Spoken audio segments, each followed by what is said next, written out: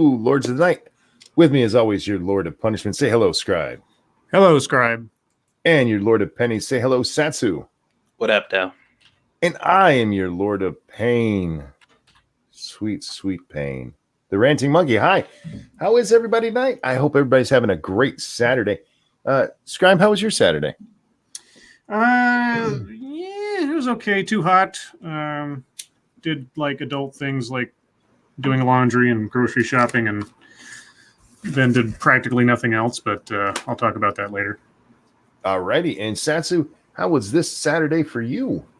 It was nice. I was doing a bunch of house shit, like Scribe said, and pain was not fun because I forgot to pay my phone bill last month, and I was like, "Holy shit! Why is that so high?" And I'm like, "Oh, oops!" So that was just watching my bank account go from like here. That was fun. Is that Satsu or is that me? Paying bills. And okay. I think he's lagged or something. You're breaking up. You're breaking up just a little bit, bud. Oh, I think that's why. Yeah, what you doing over there? I had a decent Saturday. I actually slept, you guys. I slept like 6 hours uninterrupted, and holy damn, I needed that. I really, really needed that. And woke up and hung out with Lady Monkey a little bit. We had dinner together and played some video games, and now I'm doing this. So I did look at Twitter, and I was like, oh, what the nah, fuck that. I'm gonna go play video games. So Fuck It Tree will be interesting because I don't know how much you guys have, but I was not on Twitter very long because god damn. Don't forget, guys, after this, we will be over on 2 Cents Plus playing some No Man's Sky. I almost said 7 Days to Die. That's not... Hey, they rhyme. Just realized that. Anyway, we're playing some No Man's Sky over on 2 Cents Plus right after this. You don't have a Familiar with the Matter this week, do you? No, I don't. Somebody let me know when Poppy shows up in the chat. We got to sing to her. Her birthday's tomorrow. Oh. She was really sad last night because there's no Lords of the Night on Sunday, but I'm like, well, we can sing to you tomorrow. So when we see Poppy, guys, let me know so we can sing to her. Anything else before we jump into the news here? Nah. Okay, well, Scribbles, you ready for this one? Yep, you got the thing pulled up. It is there. All right. So here we go, guys. 20 people killed in El Paso shooting, Texas governor says. And CNN has this as a couple of updates. Things are subject to alteration as time goes on, of course, but this is what they've got at present. 20 people were killed in a shooting at an El Paso shopping center on Saturday, Texas Governor Greg Abbott said at a news conference. More than 24 people were injured. Now, 20 is the latest casualty count, or I should say death count. Casualties are separate, but yeah, as of a few minutes ago, the number was slightly lower, unfortunately. So I'll read what they had at that time.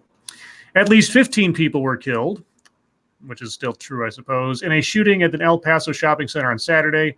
Quote, that number keeps changing. I hate to pin down a certain number, but I think it was definitely a large number. Texas Attorney General Ken Paxton said, at least what I'm hearing, the reports between 15 and 20 are probably accurate. One person is in custody. El Paso Police Sergeant Robert Gomez told reporters Saturday afternoon. He is a white male in his 20s, Gomez said, and was arrested without incident. That guy's name has been released, if I'm not mistaken. Does it say it here? Oh, it scrolls up. It looks like you are one update behind the story there, actually, Scribe. The suspect is 21-year-old Patrick Cruces? There was a update at 8:06 that starts at 20. Oh, so they updated it like 2 seconds after I clicked on the story. They must have updated it after you sent it to me, but before you had it, or between that. Oh, that's quick. True. Okay. Dark Shade, thank you so much. Says, you're not ugly, Lords of the Night. You're just pretty on the inside. Thank you so much. All right, yeah, guys, I pulled up that story like an hour ago, so obviously things changed. So let me start over from the top. 20 people were killed and more than 24 were injured in a mass shooting at an El Paso shopping center on Saturday, according to Texas and local authorities. Quote, lives were taken who should still be with us today, Governor Greg Abbott said at a news conference. 26 people were injured, according to El Paso Police Chief Greg Allen. Quote, the ages and genders of all those people injured and killed are numerous in the age groups, Allen said. The situation, needless to say, is a horrific one. A 21-year-old white man from Allen, Texas is in police custody, Allen said. Authorities are looking at potentially bringing capital murder charges against him. Potentially? Potentially? I told you, if he's white, they will absolutely 100% say white in his description. But if he's not, they will not. The case has a, quote, nexus to a potential hate crime, he said, as though that makes what he did worse or something. Quote, right now we have a manifesto from this individual that indicates to some degree a nexus to a potential hate crime. FBI El Paso Special Agent in charge Emerson Buey said more investigative work was needed before determining whether there was a possible hate crime. You guys are focusing on the whole hate crime thing. I think he just killed a whole ton of people. I don't know what to tell you, whether it was a hate crime or not. It doesn't lessen the monster he is if he didn't do it out of quote unquote hate. I don't know what to tell you. I don't know. That's annoying. Real quick. Thank you, Judge Death says today is my wife Lori's birthday. After we get done with this ugly shit, we will sing to Lori, but we're gonna hold off until we're done with this crap because I don't want to sully her birthday with this. CNN. Oh, sorry. Oh, it's telling you. Go ahead. CNN reported the suspect is 21-year-old Patrick Crusius, I think, of Allen, just outside Dallas. 2 federal law enforcement sources and 1 state government source confirmed the suspect's identity. The federal sources said investigators are reviewing an online writing posted days before the shooting that may speak to a motive. The online posting was believed to be written by Crusius, the sources said, but that has not been confirmed. The first call of an active shooter went out about 10:39 a.m. local time. El Paso Police Sergeant Robert Gomez previously told reporters police were initially given multiple possible locations for the shooting at a Walmart and the Celio Vista Mall next door. I don't know. There's much else to read about this right now. The aftermath is really that, and I don't know. I hate talking about this shit. I don't blame you. I do want to touch on what you said. The whole hate crime thing. If he is some white nationalist weirdo who did this because he hates Mexicans, I don't care. It doesn't change what he did. Yeah. If he did it just because, hey, it was Saturday, it doesn't make what happened any fucking different. Not a tiny bit different. And it's yeah, but you guys are missing the point. The point is white people are evil, and that's needs to be highlighted here. I'm just tired of hearing that part of it. How many is it? 21 dead? 21 as of this reporting, yeah. They all died because they were shot. None of them died because this guy's a hateful prick. They died because he went out and shoot. There's a lot of hateful pricks out there who don't go out and shoot people. And that's not to say that being a hateful prick is a good thing. But that's not what killed him. The fucking asshole with the gun did it. How about just for a moment we put that part on the back burner and you know what? There's not much else to say. It's a fucking douchebag who went out and killed a whole bunch of people. I really hope. I mean, this is Texas. Good luck, fucktard. Texas ain't gonna play around. I know you're not death penalty supporter. In this case, I absolutely am. Fry the motherfucker. And you're in Texas, so guess what's going to happen? Mm-hmm. They ain't gonna play. Guys, yeah, there are no avatars for those of you who have been asking. It's this system. Sorry, it's just the one that I can use, but but it does allow for much easier screen sharing. So when we don't have these ugly ass stories, you'll have nicer things to read.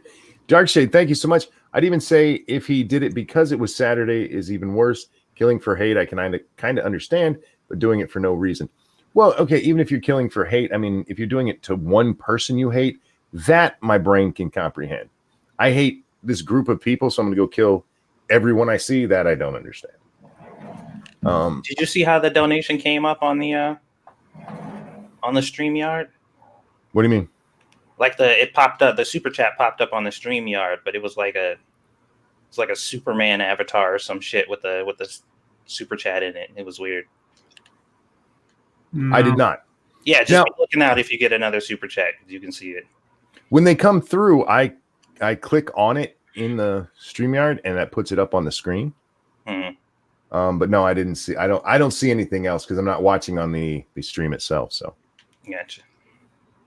Anyhow, shall we move on? Is there anything else anybody wants to say about that horrible story? Nope. All right, so we have a birthday for Lori, guys. This is Judge Death's wife. Lori, I hope you're out there and listening. I hope you had a wonderful birthday. And this one is for you. A 1 and a 2. Happy birthday to you. Happy birthday. Happy birthday. Sorry for the singing. Happy birthday, dear Lori. Which I like it anyway, so who cares? Happy birthday to you. Lori, I hope you had a wonderful birthday. And Judge Death, you better make sure she hears that. Because yeah, we want her to suffer as well. I like singing happy birthday, damn it. Anyway. Oh, what else we got here? Scribbles, I'm afraid to ask now. You gonna pull it up? Well, I was trying to pretend like I didn't know. Okay. Let's see. So the Trump administration threatens to suspend Brian Karim's, I don't know how to say that, press pass. I don't know what the story is about, but it was big news, at least on CNN's website. Does this guy work for CNN, I wonder? There's a new battle brewing between the White House and a hard-nosed member of the media. Brian Karem, a regular at the White House who writes for Playboy magazine. Wait, didn't we read about them last night? We did read about Playboy last night. Uh-oh. You know, because they were going to have a diversity of pubic hairs. Yes. Is Brian one of those? Anyway. I don't know. Who writes for Playboy magazine, which, you know, was practically dead a couple months ago, so he must have just gotten this job recently, received a letter on Friday saying his hard pass will be suspended for 30 days starting Monday. The letter was from Press Secretary Stephanie Grisham cited his conduct at President Trump's event with social media allies on July 11th when Karem had a heated exchange with pro-Trump radio host Sebastian Gorka. Grisham intended to keep the letter private, according to a source, but Karem chose to make it public in a tweet on Friday. Quote, "I can and will appeal this decision," Karem wrote. On Friday evening, Playboy and Karem retained First Amendment attorney Ted Boutros, who successfully represented CNN and Jim Acosta last November. Oh, the White House, Ted Boutros. The White House revoked Acosta's hard pass, a badge that speeds up entry to the White House complex, after Acosta questioned Trump at a post-midterms press conference. No. No. Brian, you lying. This was written by Brian Stetler. I don't know if you paid attention to that. Yep, I saw it. You lying dick. Anyway, go ahead. That's not why. The pass was revoked without any warning shortly before Acosta was due back at the White House for a live shot on CNN. I thought we were talking about this other guy. Guess we're not. No, the network filed suit a few days later. A federal judge sided with the network and Acosta and issued a temporary restraining order, thereby forcing the White House to restore his press pass for 14 days. Yeah, let's not talk about the story. let's underline a very generous recitation of what happened to Acosta, because these two things are completely related to each other somehow. The administration then backed down and restored Brian, is the story about Jim Acosta a story that has now been dead for months, or is it about this guy? Oh, let's go back down. Let's skip that paragraph. In the Karem case, the story you're supposedly reporting on, Grisham appears to be following a process that was laid out last fall after the Acosta court fight. Grisham's letter to Karem said that the suspension is a preliminary decision, according to a source. Karem has until Monday to submit a response. Then Grisham will make a final determination. Are you going to tell us what exactly he did? Let's see if we can get down here to where he says something about it. Okay, we have to go down to the middle of the story before we actually get the details on the reporting at CNN, guys. Okay, the incident in the White House Rose Garden on July 11th made headlines at the time. Trump held what he called a social media summit of influential online supporters, including some fringe radio hosts and extremist social media personalities. As the summit wrapped up, Karem tried to shout questions to the president, which is completely professional, of course. Mm-hmm. He says some of the pro-Trump,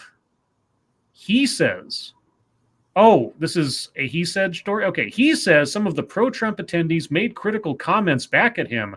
Don't be sad, someone was heard saying to Karem in a video of the incident. Okay. Quote, this is a group of people that are eager for demonic possession, he said to some of the attendees. What? Okay. Some of them seemed to laugh, but Gorka responded angrily and questioned if Karem is really a journalist.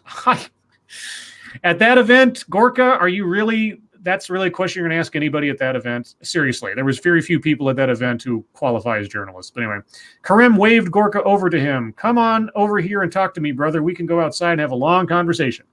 The two men briefly traded barbs, with Gorka saying, you're not a journalist, you're a punk. Videos of the incident went viral on social media, and both men were criticized for their behavior. The Washington Post's Eric Wemple called the spat a battle of loudmouths. The White House is asserting that Karem's conduct should be sanctioned through a suspension of his press pass.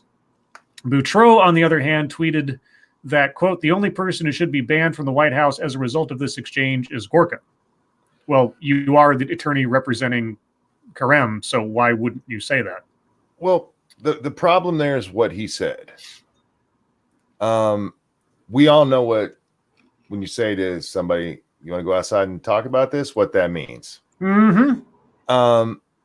Is that worth suspending his press pass over? Probably not.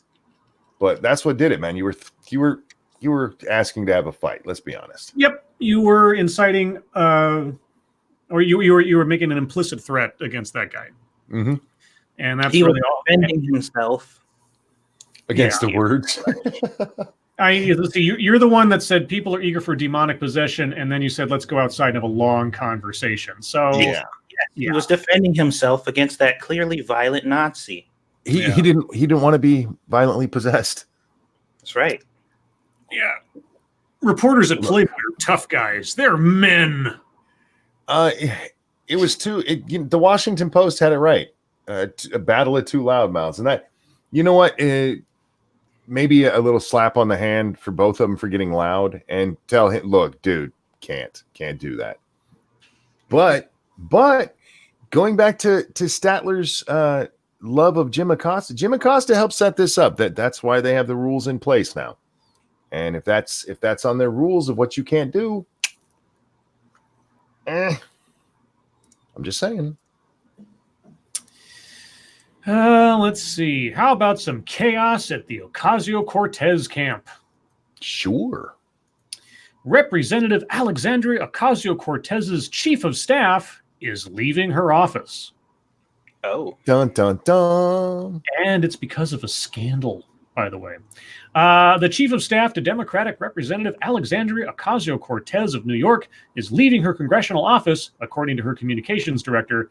The move is effective immediately. Saikat Chakrabarty is leaving to join New Consensus, a progressive group working on the Green New Deal.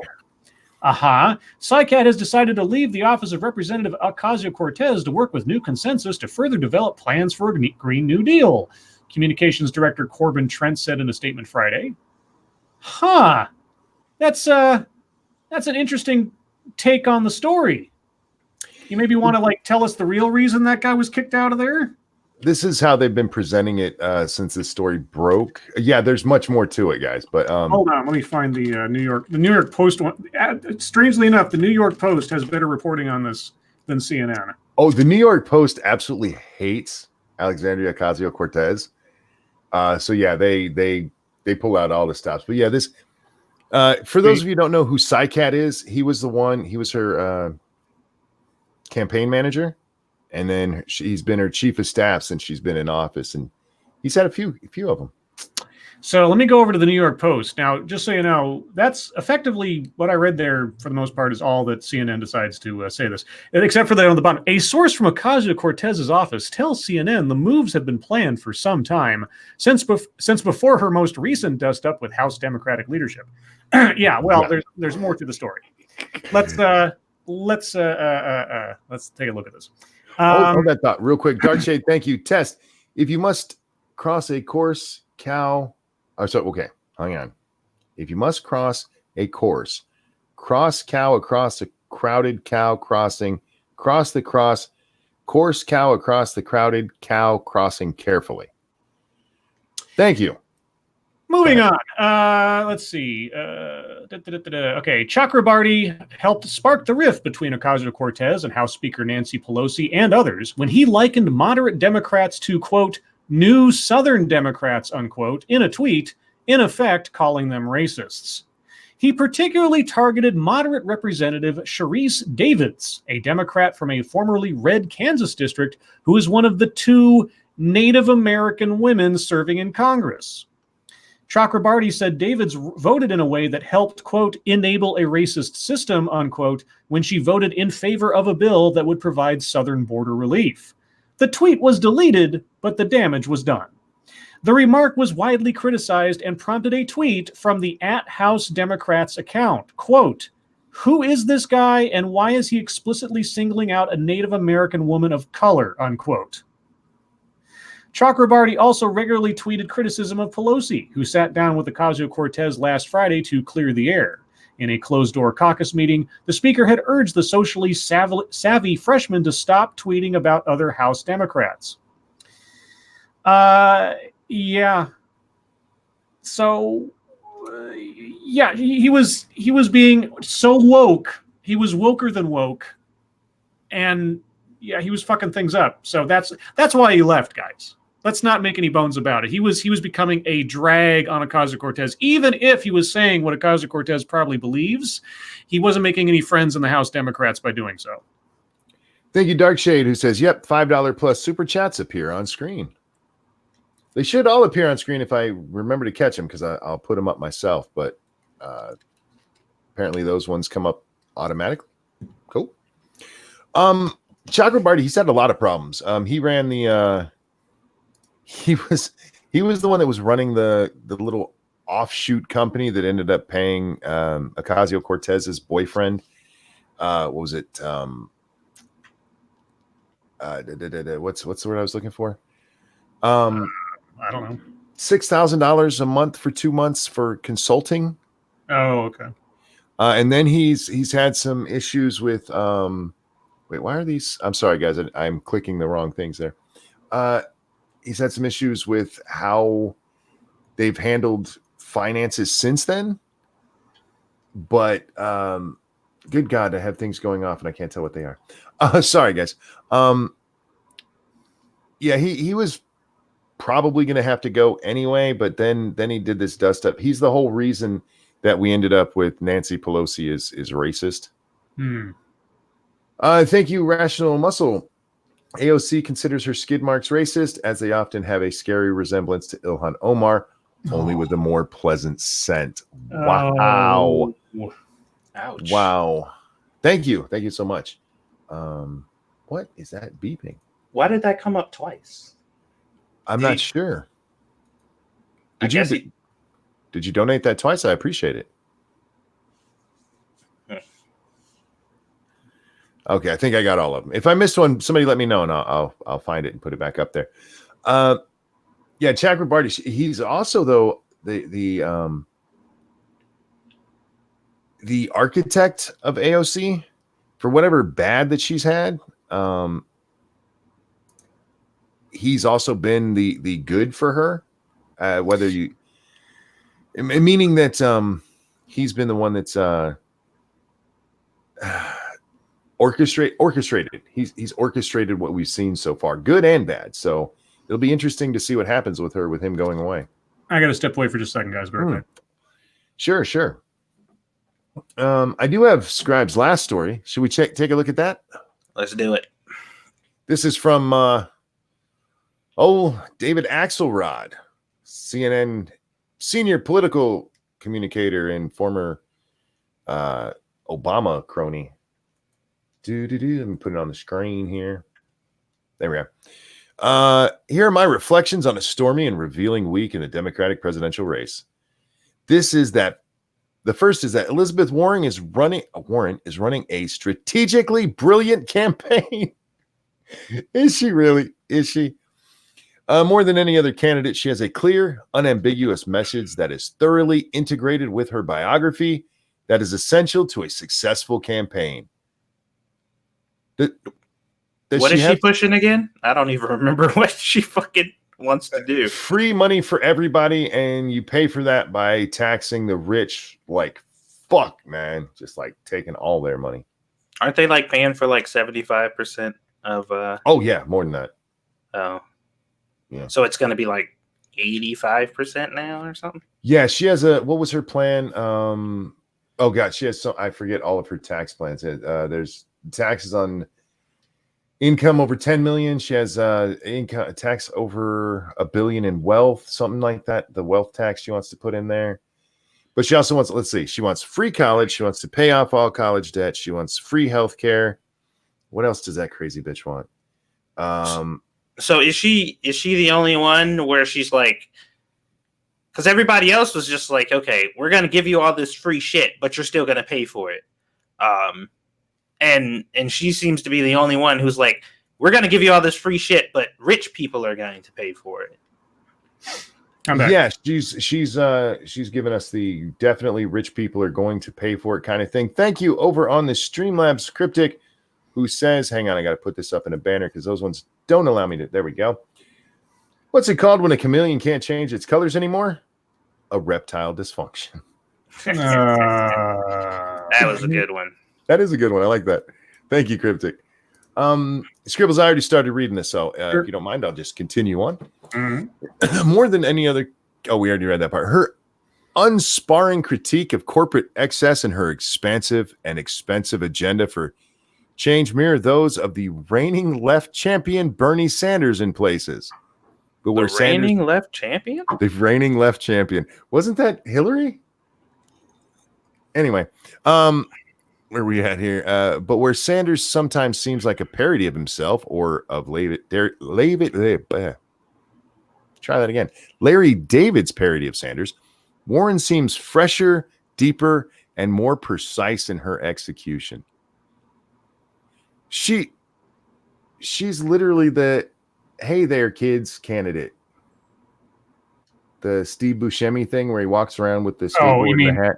Hello, fellow kids? That's it. Hello, fellow kids. That's her. John Delaney, the former congressman and health tech entrepreneur, learned this when he tried to tangle with Warren over her support for Medicare for All plan, a plan that would abolish private insurance. Delaney argued that there were other more politically feasible ways to strengthen coverage, but he delivered his point with all the charm of a corporate auditor, and Warren crushed him with a killer line. You know, I don't understand why anybody goes to all the trouble of running for president of the United States just to talk about what we really can't do and shouldn't fight for, she said as the crowd erupted into cheers. All right. Isn't like the biggest issue with her plan the fact that she's stripping away the option of private insurance, right? Like, wasn't that thing? Yes. And like, you don't have a choice. You're taking this, and that's all there is to it. And that's why a lot of people are like, no, I don't want to do that now. Delaney's point was that we can't do what she's saying. All of the Yeah, shit it's illegal, right? Didn't he say it's illegal? Well, there is the illegality part. We can get to that. But no, just financially, we can't fucking do it. We can't. And they always point to other countries where it's, a lot cheaper to implement it because they have a shit ton less people than we do. But even with that, you can't just go, okay, tomorrow, the whole medical system is going to be changed over. I mean, there are people who have plans anywhere from a 10-year switch to a Medicare for all to people like Warren, who's like, we got to do it now. And I don't understand why you wouldn't say we can do it now. It's because it's not feasible, you crazy bitch. Yeah, dude, that would be an insane fucking hit on like just everything financially. Because what happens to the private companies that are issuing out the private insurance? Do they just like, you guys are worthless now? Like you're not needed. So they go you're away. all out of a job. It's just like you can't just do that. I don't think you could. It's gonna destroy the industry, and all of those people will be out of jobs. Yeah, absolutely. Yeah, because she'd have to. Yeah, that's kind of crazy. Yeah, I don't know. She's brilliantly executing her plan. I don't think so, because has she spoken about like what to do in those instances? Like what happens to all these people? And just let it happen. Okay. Right. Yeah, that's basically it. No, we don't look at that stuff, man. We don't look at that stuff. Those are Republican talking points. Those are Republican talking points. That's right. My bad. That she crushed him with that. He's not running for president based on what we can, by saying what we can't do. He's running against your stupid idea, saying you can't do that because it won't fucking work. Yeah. Anyhow. Scribbles, did you have a thought on that one? Nah. Okay. I think her campaign is not being run brilliantly. No, the headline was the reason I pulled it up is because it's like whoever says this obviously isn't looking at the polling numbers. So it's David Axelrod who wrote that. Yeah, and David Axelrod, it's not like he's been in the tank for not only, I mean, I think David Axelrod secretly wanted Warren to be the one to run last time instead of Hillary. Mm-hmm. So him going all nutso like this is just pure sort of like wishful thinking propaganda. Thank you, Darkshade. 2 white circles and 1 black rectangle. You know what? I have no idea why it's doing that. I do not know why. Okay, this is going to sound weird. I don't know why Satsu's black. I know why it's doing that. I just didn't say anything because I saw people commenting on it, and I'm just like, I'm going to let this marinate. What are you doing? Do you have your camera on? Yeah. You do, you shitbag. You're making it look like I'm racist over here. No, it looks like 2 eyes and a big square mouth. A big square. Yeah, we're a robot. Look at that. Yeah, it's like, hello. And his third eye is revealed. Hey, Satsu, if you turn your camera on and you just focus in on your mouth and start talking, it'll look like there's a face in the screen. Oh, that would be weird. That would be weird. You should do that. You should totally do that. I'm too lazy. Those are our news stories tonight, but we do have more news. You know why? Because we have MSS News. If there's a story you'd like us to take a look at, hit us up at the hashtag MSS News over on the Twitter machine. We can't get to all of them, but that's just because Satsu's black. Scribbles? Sorry, guys, 1 second. There was a very loud siren outside, and I wasn't sure it wasn't coming from my place, honestly, for a second there. So, well, let me pull up the stories. Oh, that lady looks like a winner. Okay, this one comes from Desert Tramp. Police find baby left alone in car outside a Cove bar. Mom arrested. And when you see the picture of this woman, I'm going to send this to in the chat. I got it. Okay, you pull that up. Look at this lady. Doesn't she look like the type of person who might leave her kid in the car? That's the kind of person you don't leave sperm in. A Copperas, I don't know how to say that, Cove woman is facing multiple charges after an officer found a 1-year-old child left alone in a parked car outside a bar early Sunday morning. In a written complaint filed by the officer, he noted finding the child asleep in a safety seat in the back of the car parked at the Trackside nightclub 1:40 a.m. Sunday. I don't know whose quotes these are. I assume they're like just comment quotes. That's the story. Apparently, I'll read the full story. I have to go somewhere else for the full story. Can we? Okay, she got arrested for her child being locked in her car. Yes. He noted the engine was running and the doors were not locked. Look how happy she looks. Yeah, somebody could have opened up the door and just taken the kid. Police say that when they took her into custody, she resisted, dropped her body to the ground, and thrashed around while resisting. The officer said she continued to yell obscenities and throw herself around as she was placed in the back of the patrol car, smashing her forehead into a steel bar twice, which explains the gash at the top of her head. Court papers quote her as threatening the officer and his family, hoping they die. I think that kid being found alone in the car might have been the best thing that ever happened to him. Yeah. She looks like the type of chick that would like suck you off and then store it in her cheek for later. It's probably how she got pregnant. Oh, geez, no. Okay, how about we... That's a blowjob, baby. Move on. This one... Oh my gosh, Colleen Bernier changed her avatar. Real quick, somebody asked what's up with her earlobes. She had her ears gauged. Yeah, she's taking them out. This one comes from senior staff reporter and chief Florida correspondent Colleen Bernier with a brand new avatar. So I guess that's a representation of what Colleen looks like. There you go. Antique dildo will stay in Ireland after sex shop owner campaigns to save it.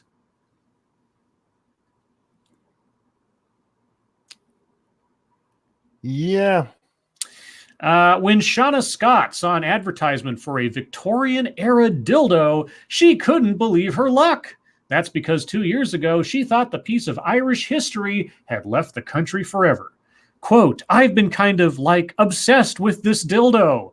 The Dublin-based owner of the online sex shop Sexsiopia, Sexsiopia, That must stink. According to Matthew Fine Art Auction, the sex toy was carved out of ivory in the 18th century and sent from China, where its owner was fighting in the 1899 Boxer Rebellion to his wife in Ireland. Quote, I guess that was just a thing that people did back when they weren't sure if they were going to come home, Scott said. In 2017, the 130-year-old ivory sex toy, known as Lot 475, was sold to a private collector from the United States for $4,695.97 Canadian. It was billed at the time as an antique carved ivory lady's companion in scarlet-lined leather upholstered carry box with inset beveled glass panel. God That's damn. a long title. Quote, I was absolutely devastated that it was going to be leaving the country because we don't have a whole lot of, like, Irish sexual history artifacts, Scott said.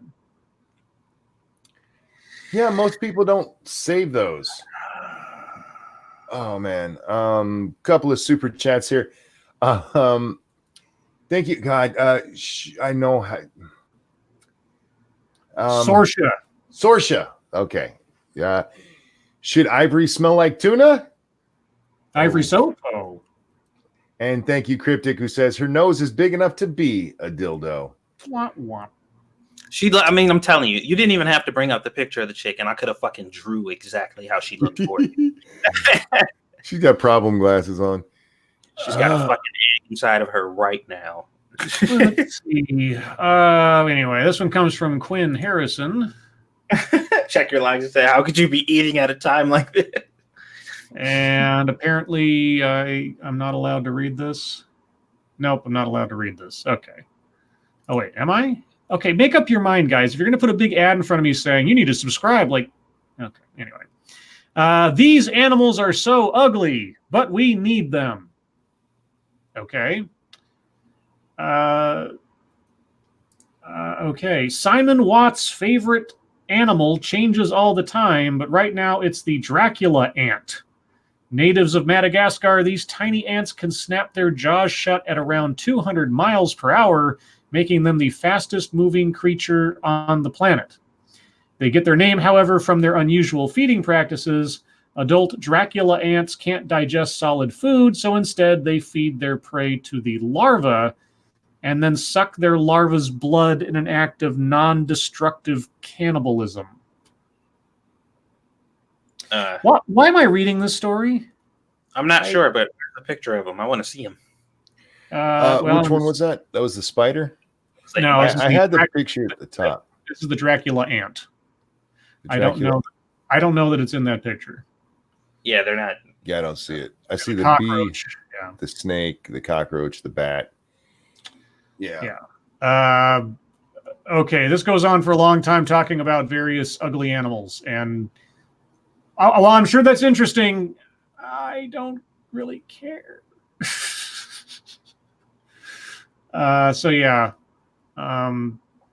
There are animals out there that are useful to the environment, but are very weird looking to us. So. Very ugly. Yep. Moving on.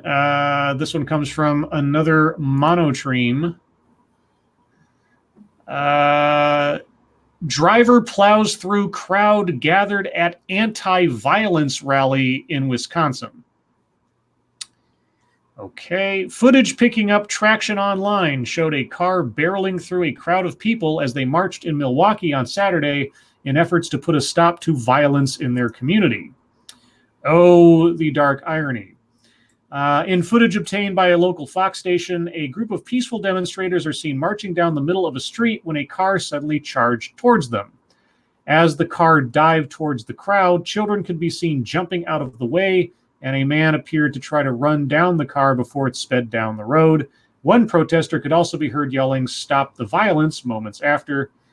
According to the local station, the driver of the vehicle had gotten into a minor collision with another vehicle and sped off into the crowd. No injuries have yet been reported. And that's a scary little piece of video. Nobody was hurt. It's kind of amazing. Yeah, because he went right towards those kids. Fuck that guy. Yeah. Or gal, whatever it was. Whatever it was, yeah. Individual. What the hell was their problem? Anyway. Hope they catch him, because I got him on video, so it should be hopefully easy. Let's see. This one comes from Massive Dynamics. Oh boy, did they? I guess so. That one. Before I continue, no, just wait. What happens if I hit OK? What? Okay, I have to. Before you continue, HuffPost is part of Oath. Oath and our partners need your consent to access your device and use your data to understand your interests and provide. What? No. I'm not even going to. I'll read the headline, guys. I'm not going to. No, fuck you, HuffPost. Trump re-election campaign rakes in nearly $500,000 selling plastic straws. Didn't we read that already? No, this is how much they've made off of it. Yeah. That they started selling them was one thing. This is how much they've made already. And HuffPost, I am never coming back to your site if I can help it. Nope, not after that. I'm with you on that one. Yeah, it's like, I don't care who you were a part of. That's your problem, not mine. What'd they say? $500,000? Yep, out of just from straws. And what were they selling those for? Because they were $1.50 each. What was it? Were they? 10 for 15? $10 for a pack of 15 or some shit like that. Yeah. 10 for. That's a lot of straws. Let's put it that way. Yeah, I was trying to figure out how many, but I forget the exact dollar amounts that they were. I know it worked out to $1.50 a straw for plastic souvenir straws, y'all. Yeah. Okay. This seems worrying. This one comes from Peter Stewart. That's cute, random. NVIDIA issues Windows 10 warning. Update GeForce, NVS, Quadro, and Tesla drivers now. Oh. Why? No less than 5 security vulnerabilities have been found in the NVIDIA GeForce, NVS, Quadro, and Tesla graphics processing unit display drivers for Windows. 3 of these are rated as high severity and, unless updated, could enable a denial of service attack, as well as the escalation of privileges to enable an attacker to execute malware on your Windows computer. If all of this sounds familiar, that's because it is. In May, Forbes reported how 3 vulnerabilities in NVIDIA GeForce, Quadro, and Tesla graphics cards had been found and patched. They, too, had the ability to lead to denial of service and privilege escalation exploits. Well, I'm going to do that right now. If I have to come back in a minute, then I'll do that. But, yeah. Let's see. Sorry, guys, I'm taking a moment to update my driver. Because I'm going to read down just a little bit further. It does say, however, the warning is tempered somewhat by the fact that, as reported by Bleeping Computer, all vulnerabilities require local user access and cannot be exploited remotely, with potential attackers having to rely on user interaction to execute malicious code designed to exploit one of the fixed bugs on machines with unpatched display drivers. Well, on the off chance that I accidentally click on something that does a thing in the stuff, I'm going to do it anyway. So you should, yeah. Mine, I as soon as my little thing pops up that I have a new update, I always do with NVIDIA anyway. So I don't think I got one recently, but either way, I will do it. If you're running NVIDIA, guys, make sure you're on the latest update. Yeah, got an AM Dizzle, so. Let's see what else. Let me get back to Twitter. All right, this one comes from TM Writer. If it'll come up here. McDonald's employee fired for refusing service to paramedics. Quote, "We don't accept anyone with a badge," unquote. Yeah, I saw that shit on Facebook. A McDonald's employee was terminated for refusing to serve 2 paramedics while mistaking them for police officers. This week, Anthony Quinn, the actor, oh my God, of Sunstar Paramedics, wrote on Facebook that he had walked into the McDonald's at Madeira Beach in Florida to use the restroom, but was denied by the employee. According to a screenshot from ABC Action News, Quinn's post read, quote, "An employee goes, 'We don't accept officers in here.' I tell her I'm not an officer. She then says, 'Anyone with a badge.' Then says it to my partner as he walks in to order food, says, 'We don't serve your kind here.' Just insane how people are," unquote. A corporate representative of McDonald's did not immediately respond to Yahoo Lifestyle's request for a comment. Casper's company, which owns the Madeira Beach location, said, quote, "We are aware of the unfortunate incident that took place at one of our restaurants last night. We, like you, were upset and disappointed and took immediate action. The employee has been terminated. What occurred does not reflect the values of our brand, our franchise, or the love and admiration we have demonstrated consistently for our friends in law enforcement and first responders. We have reached out to offer our sincerest apology." You're kind.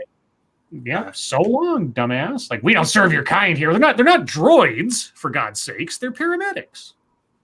We don't serve your kind here. Yeah, like you're a breed or something. You remember when people in hoods used to say that shit? No. I never lived in the hood. Well, shut up. You ruined my point. No, I'm just saying, like, isn't it? I'm telling you, man. I did a post about this earlier. Racism will never die. The scales will just tip in the opposite direction. And that is exactly what's happening right now. So when people say that shit, they're like, racism will never die. It's like, it's true, because they're like, because we're going to inherit it. It's going to become our thing now. Except for instead of racism, it'll be like this one. It'll be a badgeism. Mm-hmm. Yeah. It's fucking stupid. Racism. I sincerely hope that person never needs a paramedic, because yeah, we don't heal your kind. Right. Sorry. And that's what I don't get about this whole thing. I'm like, if these people really wanted to deal with this cop situation, what they would do is rally all the people who they consider to be good cops, the people who are pillars in their neighborhood, the people who are doing all the things that they want them to do and representing the police properly, propping these people up and getting them to fucking start breaking the code and snitching on their fucking the ones who they know that are bad, like recruiting them and bringing them on to the cause, but because some cops are shitty, treating every cop you find like shit, it's just going to make more shitty cops. And like I said before, this conspiracy theory is becoming less of a conspiracy theory every day, They are doing this shit on purpose because they're like, it's not as bad as we're making it seem. So we need to keep treating cops like shit so more of them be shitty. So that way more of them can do horrible things. So that way we can have a narrative to talk about. I'm telling you, dude, it's happening. It's sad. All right.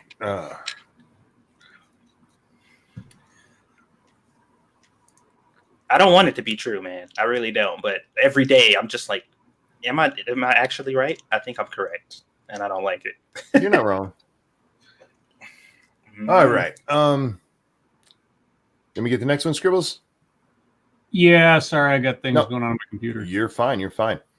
This one comes from Jim Heelis. A hiker in Canada was approached by a cougar. She blasted Metallica to scare it off.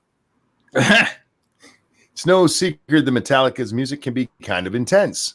So much so, one hiker says that it scared off a curious cougar on Vancouver Island. Dee Gallant, 45, was on a hike in South Duncan with her dog Murphy on July 23rd.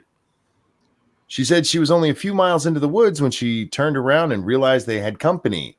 They were being stalked by a cougar. At first, she was intrigued. She'd never been that close to one. But then she realized the animal was approaching her. Okay, if you're being stalked by a cougar, don't turn around and go, oh, look at the pretty kitty. Oh, God. She yelled and the cougar stopped moving, but it didn't retreat. She tried waving her arms and yelling at the cat, saying things like, bad kitty, and get out of here. But the cougar stood its ground. Oh, God. That is until Gallant opened her phone and chose the loudest band she could think of, Metallica. The song Don't Tread on Me. It was both a warning and an appeal. And that apparently did it. The cougar scurried off after the first few notes. The combination of heavy drums and James Hetfield's vocals apparently too much to handle. The incident lasted a total of 5 minutes, but Gallant says she wasn't scared. Wait, don't tread on me. Isn't that like a racist now? Yeah. So she didn't have it on his shirt. It was in the song. So she used the power of white supremacy to scare off a cougar. Yes, she did. Oh, not a cougar. Those ladies are hot. Oh wait. Well, I mean, they tell you like, standing your ground and like making yourself look bigger and making a lot of noise is the way to go. Because if you run, they're just gonna fucking like catch your ass. Like you're not gonna get away. So I think she did the right thing, actually.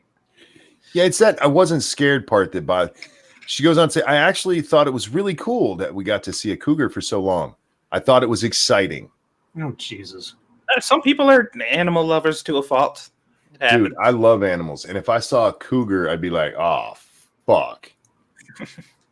There's nothing wrong with being scared when a cat that can rip your throat out is stalking you. Her own words, stalking. Maybe she knows it smells fear, and she was just like, psh. Yeah. I wasn't scared. If you weren't scared, then you're a dumbass. Seriously. Excited? Fine. That's fine. But you should still be scared in that situation. I'm going to go pet the little kitty. She yelled bad kitty at it. Bad kitty. And it was like, bitch. It's like, what the fuck's a kitty? Chicago Mike had also sent that story in. Thanks, guys. Let's see. New Fate 26 sends in this one. Antifa says it's coming to Texas on September 1st. Uh-oh. Good news, Texans. I'm pretty sure there'll be no violence at all. Great news, Texans. The domestic terrorist group known as Antifa is coming to our state. Finally, after all this time, they decided to step out of locations where they're protected by politicians. They're saying they're going to make an appearance for a 10-day siege in El Paso, Texas. Oh, boy. According to Antifa's most hated reporter, Andy No. No sent out a tweet last Monday that showed that Antifa is apparently going on some kind of recruitment tour that ends in Texas, where a hand-drawn picture depicts Antifa shooting bows and arrows, throwing Molotov cocktails, and destroying the border barrier so that illegal migrants can get through. Yay. There's not a lot more to it. They're just apparently coming to. Antifa's going to Texas, y'all. They'll probably like give up after an hour because of the heat. Yeah, no shit. All that black clad stuff, they're gonna be boiling. They'll be like, "Fuck this! I'm gonna go back and smoke pot." You ain't in Portland no more, guys. You might want to be careful down there. They got more guns than you. Yep, and they're allowed to carry them more openly and use them. And yeah, they ain't gonna take you beating on some old lady for it. Isn't that doesn't Texas have either or castle doctrine and stand your ground? I'm not sure either, actually. Okay. But it's just I don't know the laws, so yeah. But yeah, good job, dummies. Head down to Texas. Next, we're gonna go try to pick up people in Arkansas. Fucking morons. All right, let's do one more here. What's this one?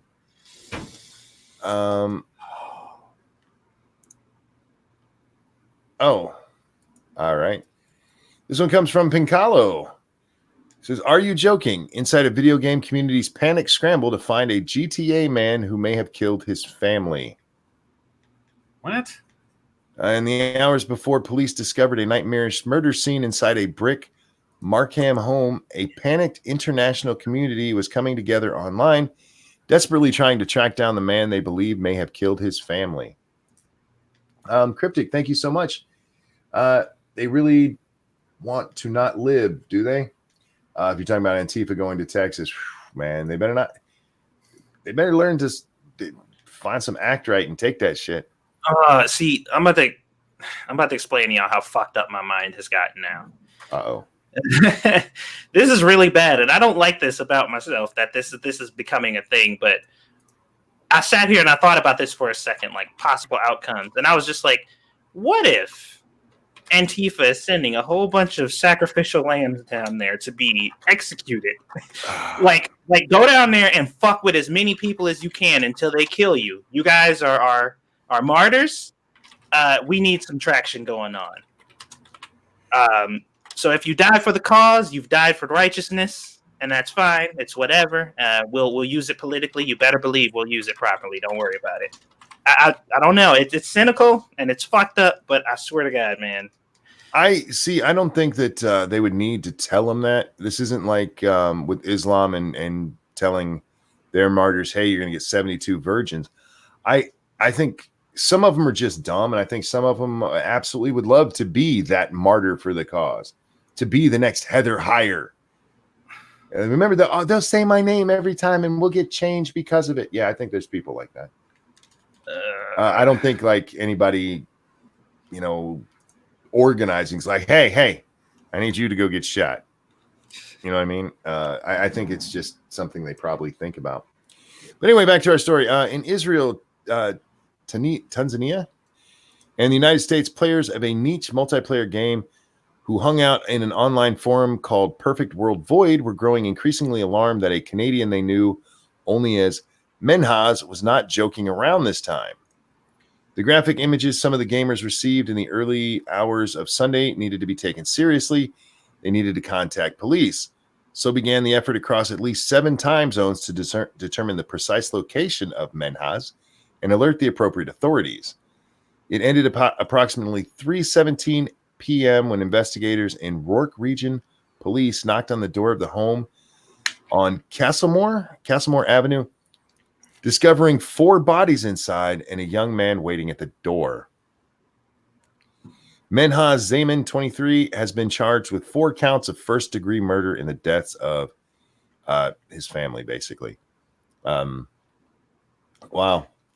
So, yeah, he apparently had talked about it many times, and then this time he's like, look, I actually did it, y'all.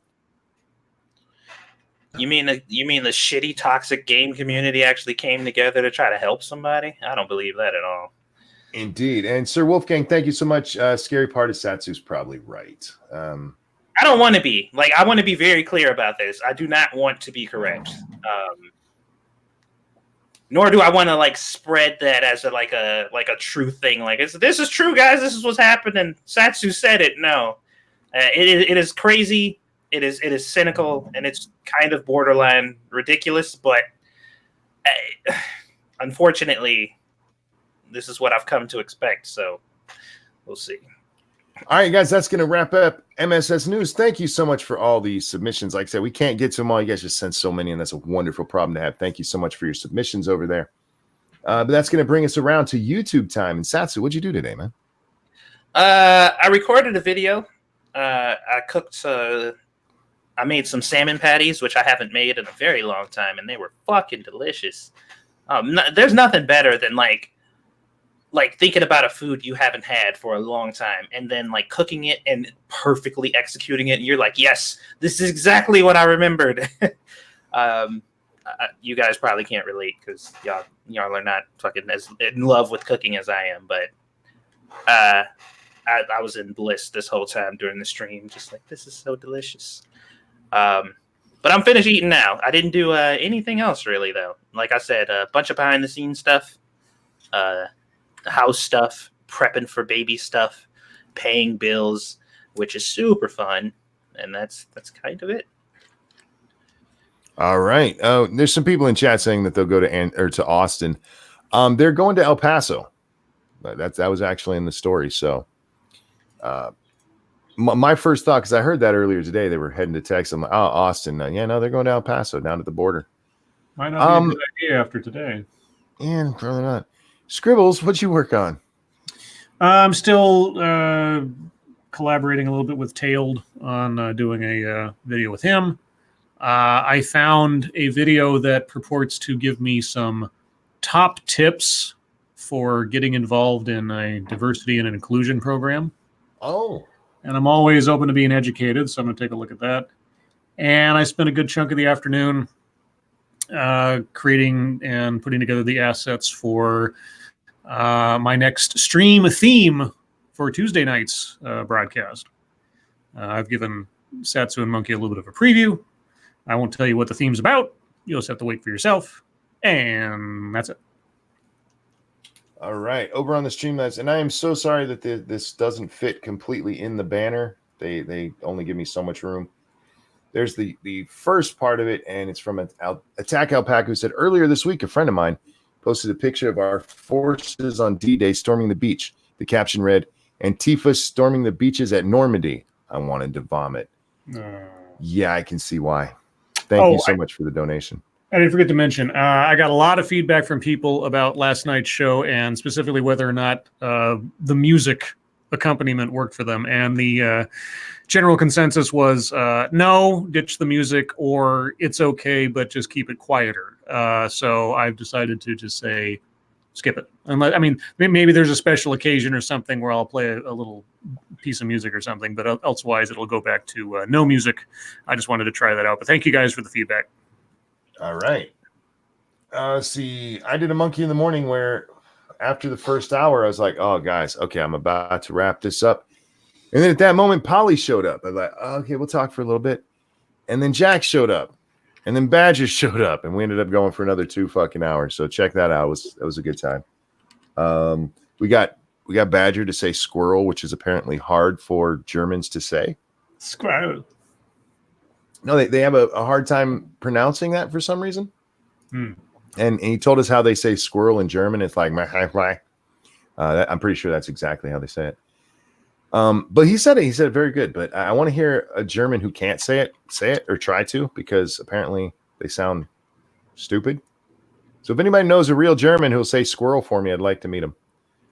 Let's see. Then we have our game stream tonight right after this over on 2 Cents Plus, playing some No Man's Sky, where we're actually working on some of the quests, and mine are broken as fuck for some reason.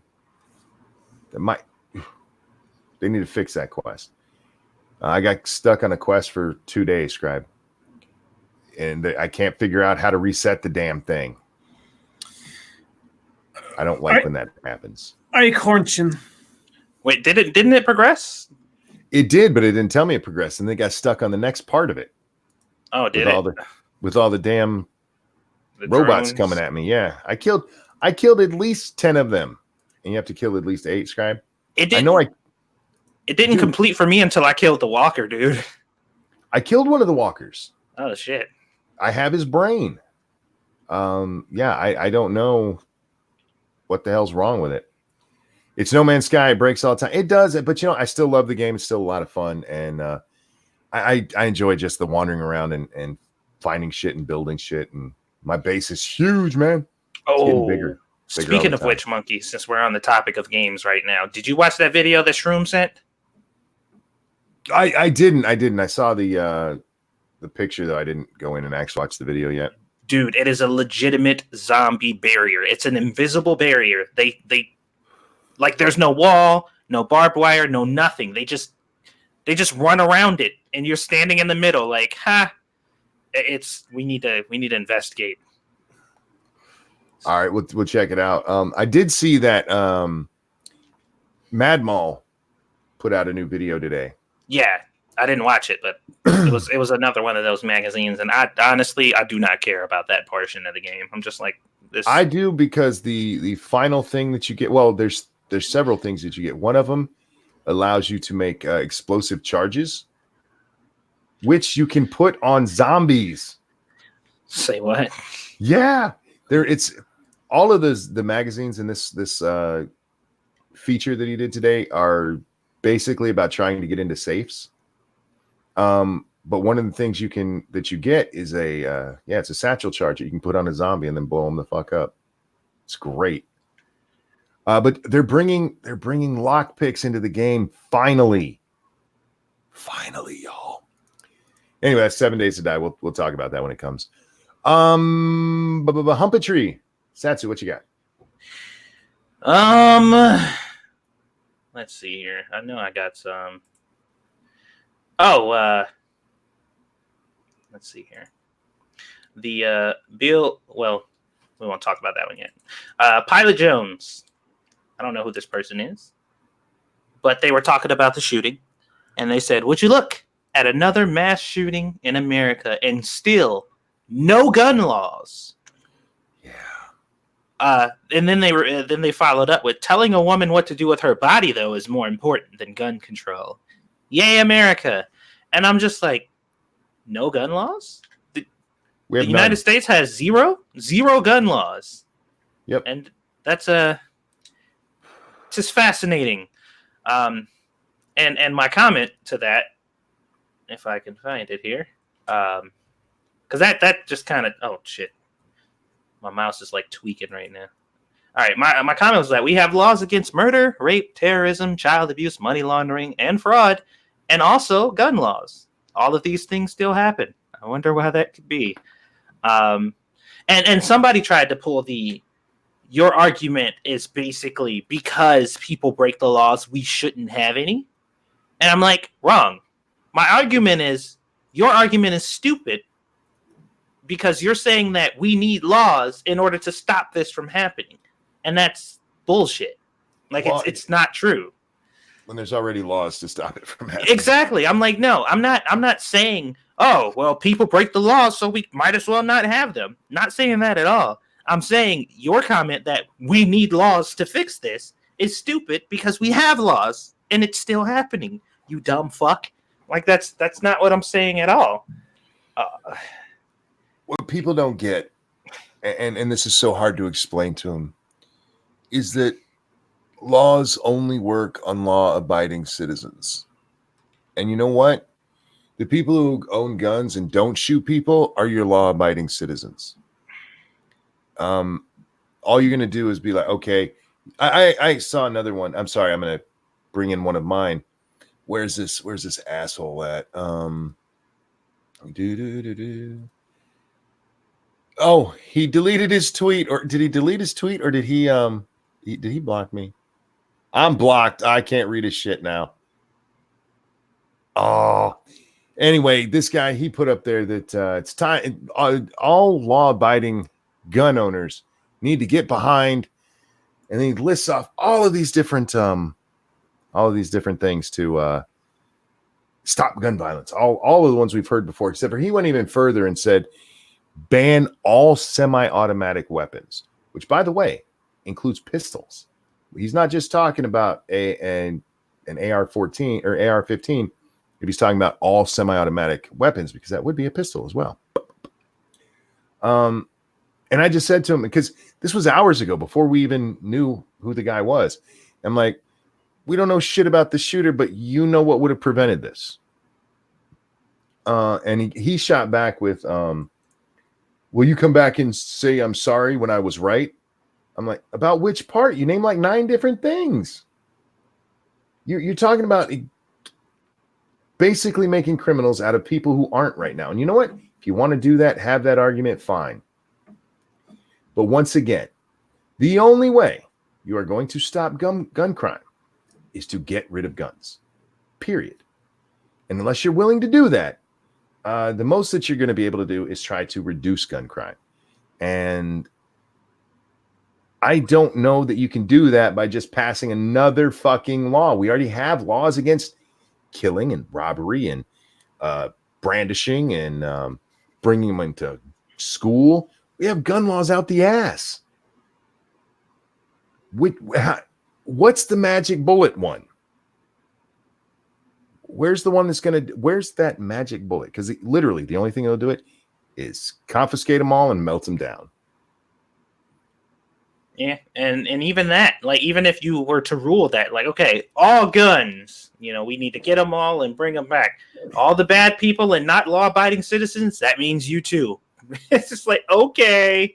Like, no, that's still not going to happen. And people are still going to be bringing them in illegally even after that. Like, I don't understand why they think this is just a thing that you can just poof away. Just do a thing and it'll never happen again.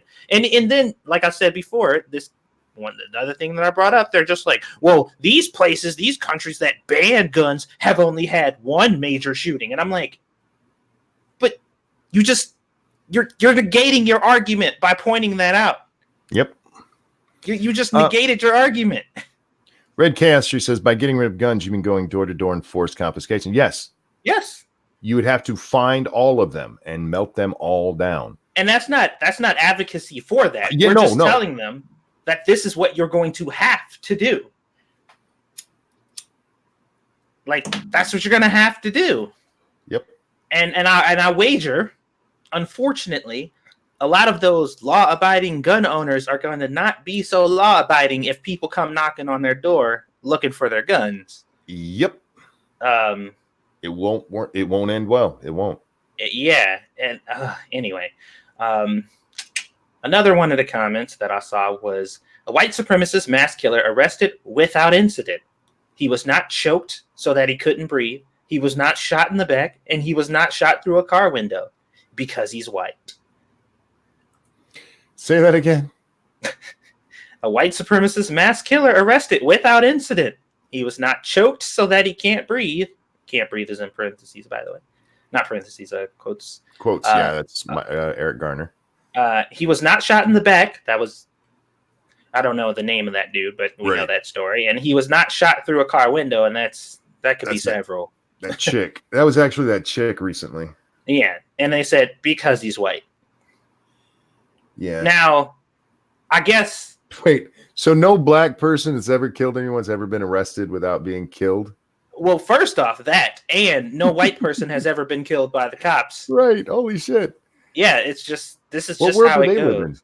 I don't know, but apparently somebody needs to call the families of all those dead white people, mass shooters, and tell them, like, hey. And that was another comment I saw too. People are like, that's funny. I never hear about these law-abiding gun owners finding the perpetrators or handling the perpetrators or whatever whenever a shooting happens. And if you go to Wikipedia and look at all the listing of all the mass shootings, there's so many of them in there where, like, gunman was taken down by bystander.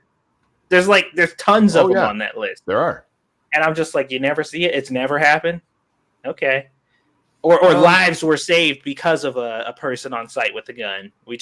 Those didn't happen. One of the worst things I've seen, I really wish I hadn't watched it and there was a way to get it out of my brain, was that shooting of that white kid that was crawling on the floor. The police had him crawling and he went to fix his shorts and they shot him dead. Yeah. I've actually had a nightmare about that because that he looked very much like my son. Yeah. And he was terrified. He did everything that they were asking him to do so much. And then 2 different officers was yelling random shit at him.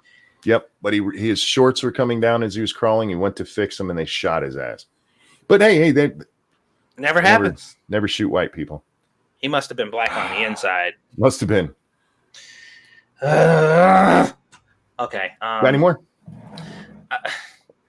I kind of want to talk about the Bill Maher, but I got a feeling that's high on your list. We'll get there. Yeah, so I'm gonna save that for you. I think there might have been one other thing. Shit, where is it? Where is it? All right. The Chelsea Handler tweet. Oh, I didn't see this. Elijah Cummings' house was broken into after Trump publicly attacked him on Twitter, and Republicans say nothing. Yes, I did. Okay. Yeah, our president's bully someone and then has an intruder in his home. The president of the United States, the low keeps coming. Unfortunately, what's the problem with that, Satsu? Trump's tweet was like 8 hours after his house was broken into. Yes. So I don't know. I think the narrative, and the fucked up part, the worst part about that is even the liberals, like the liberal media, explicitly stated that fact in every report I've seen. Yeah. Now, Trump did send out a tweet after he found out Elijah Cummings' house had been broken into. Oh, yeah, that fucking idiot. And it was a douchey tweet. Trump is a fucking dumbass. Uh-huh. He is a Mr. President, what the fuck? Idiot. Oh, my God. What a fucking idiot. I read that tweet, and I'm just like, dude, you just like, even, okay, you had the higher ground in this specific situation because, like, the tweet itself happened before it. But then you say something like this, and people are like, it doesn't even matter that the tweet was before it now because. Yeah, all he had, actually, he could have had such a perfect moment here. He goes, something like, I'm sorry to hear that Elijah Cummings' house got broken into. That wasn't even what I was highlighting when I said this. You know what I mean? Yeah, but this is what I was referring to, or something like that. Yeah. No, he's just like, haha, your house got broken into. Too bad. I'm just you fucking dick. And I'm like, I get it. You were right and they were wrong. But look, Daniel Hodgin in chat, he says, or Hodgin, sorry. Trump's tweet was actually funny. You know what? If he wasn't the president of the United States, it was just two randos having an argument on Twitter and that happened. Okay, I could see a little bit of that. This is the president of the United States. Yeah, man. And I know people are going to say, oh, well, Trump has never been still. As a person in a position of power, like the highest fucking power that we have right now, especially when he's trying to, like, you know what I mean? Like he's trying to make connections with these people and talk to them about problems that are real and situations that are real. Him and Cummings could have had somewhat of an understanding if he would have compassionately responded to this thing. But he's just like, I'm a dick. What can I say? And I'm like, okay, you're a dick. A very stupid dick. Take the high road or shut up. What? Yeah. It is funny. It's trolly. It's one of those things where you're like, haha, owned. But it's like, come on, dude. Unnecessarily owned there. Yeah. Like, why? This is the shit he does that makes me insane. Anyway. Scribbles, you got any? Yeah, I got one thing. Since we're running short here. So I received an email from YouTube today. Oh. Scribe, your channel was reported to contain several spam videos.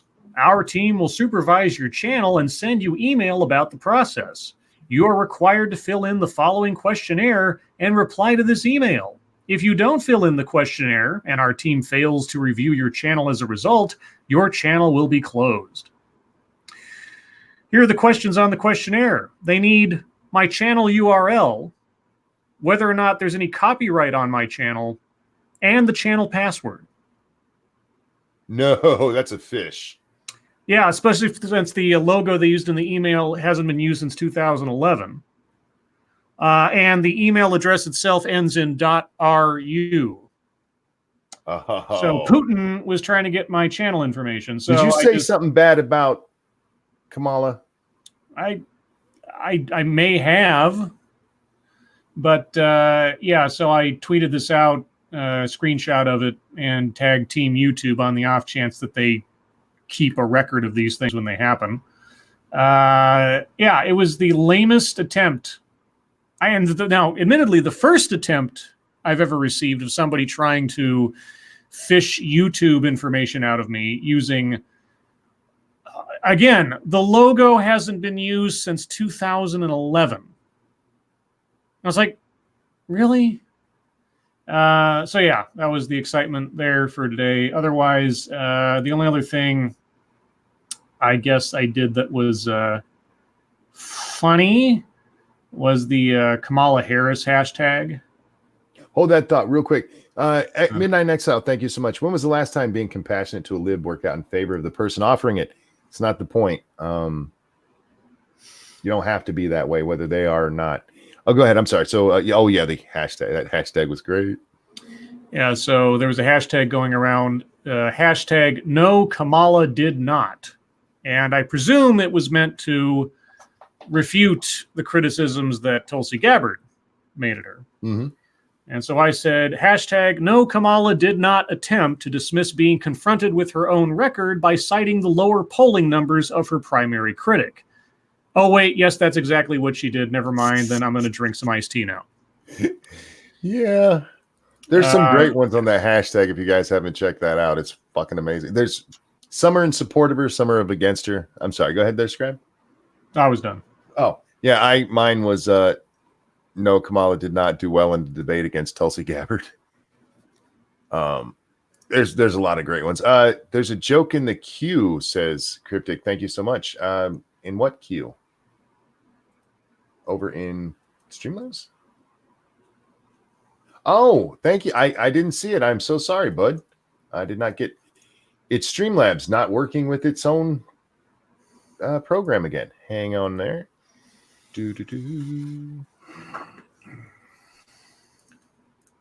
There we go. Thank you so much, Cryptic, who says, where do poor Italians live? In the spaghetto. In the spaghetto. That's stupid. Shut up. So the one that you alluded to, Satsu. Well, first, before we get into what Mar gotten most of the shit for, he had Marianne Williamson on, and he actually said that he pretty much agrees with her on everything politically. I'd have to go through and watch it to know just what she said on there to know what he was agreeing to, but I'm like, her? Really? But the one that caused all the ruckus on the Twitter and that Satsu alluded to earlier, there was an exchange. He had somebody named Josh Barrow on, and they got into how to beat Trump, I guess is what they were talking about. And Mar says, I've been hoping for a recession. People hate me for it, but it would get rid of Trump. And just Josh Barrow says, God damn it, I'm so sorry, guys. Recessions are really bad. People lose their jobs and homes, and we shouldn't wish for it. And Mar says, I know it's worth it. Making people homeless, making children homeless is worth it to get rid of Donald Trump. Now, the thing that really kind of fucks with me about this is because they say shit about Trump like he's so bad that he would cause something like that to happen, and we need to stop it at all costs. We cannot let America be taken down by Donald Trump. So let's do it ourselves. Yeah. Like, we'll beat him to it. That'll show him. Like, you fucking disgusting piece of shit. Like, come on, dude. We need to destroy America to fix it. We'll tear it down. Trump is destroying America, so we'll help him to stop him. Because he'll be so enraged that we beat him to fucking up our country. Like, what a fucking dumbass. People will lose their jobs and homes. I know it's worth it. What in the absolute fuck is wrong with you, Bill? Look, I know that you've lost your fucking mind over the years and that you've gone like hardcore crazy lefty. But seriously, wishing for people to live under bridges, to own Trump? Okay. I don't understand it. I don't understand this kind of mentality to hate politicians that much. Now, maybe if he was like lining up people in a firing squad or something, okay, yeah, a couple of homeless people is better than people getting shot by the president. All right. But we're talking about you don't like the fact that he won't let illegals in. You don't like his Supreme Court nominee. You don't like that he once joked about grabbing people by the pussy. What is the horrible thing that he's done that it's like, yes, I would rather children live on the street than him be president? I just don't get that. I don't understand. Bill got advice from Ice Cube. That's what happened. Fair enough. Ice Cube. I mean, he doesn't want Ice Cube to have to come back and school him on, appropriate thoughts. So that's where we're at. Well, I'm looking. I've been searching since I saw this tweet for some prominent Democrats to be like, oh no, like, look, we're that's not us. Sorry. But I can't see it. And maybe there are people speaking out against this. And to be fair, like, I don't know who a lot of these people are, but like the people who I know who are the loudest in the Democratic sphere are silent as fuck. This shit didn't even trend today. Like, he just said that shit, and everybody was like, "Yeah, it would be worth it." That just says that Bill Maher doesn't really matter to most people anymore, anyway. So, no, the way I saw it is because Bill Maher was trending for me. Was he? Yeah, because that's what the first thing when I got on Twitter is like, Bill Maher's trend. What the fuck did he say now? Because he was trending last night for the Marianne Williamson thing, and then now it's for this. It's not on there anymore because, of course, the shooting took over. But I don't get it. I don't understand whether it's Obama or Clinton or Bush or Trump wanting your country to fail to take down the other side. No, to take down one man. One man. Yeah. It's got nothing to do with the other side. It's got everything to do with just, we don't want Trump here, so let's ruin a whole bunch of other people's lives that will somehow make him look bad enough to not get into office again. When at worst, there's 5 more years of him at worst. Well, and we'll have another president. But the effects of ruining our economy now will last 10, 15, maybe more years past Trump. And then the president that you want to replace Trump, let's say, they're going to have to be burdened with fixing the problem you wished for. What the fuck is wrong with you? Well, the reason I said the other side is because there was somebody with Obama, and I forget who it was, but they said, we hope his policies fail. Oh, yeah, I remember. Was it Mitch McConnell or something? It was either him or Lott. I don't remember who it was at the time. Yeah. And I understand that because, they are the opposing party, but you shouldn't be wishing that their policies fail. You should be, I think our policies are better. Yes. I hope his policies don't fail because I don't want everything to go to shit. Yeah, I mean, I know he's unfashionable now, but there's a quote from John Wayne that I still hold dear, and that is, I didn't vote for him, but he's my president, and I hope he does a good job. Yes, exactly. That is the attitude I wish more people would take about losing the election, whatever the election is. He's not my president, or I didn't vote. I should say, I didn't vote for him, but he's my president, and I hope he does a good job. Because ultimately, this guy is the guy, or woman, or whoever, that's going to be leading the country. And presumably, you want the country to succeed, even if you're not a fan of the person in the seat. But, and it really kills me how fucked up your brain has to be to think that way, because your whole opposition to that person is presumably you think they can't get the job done.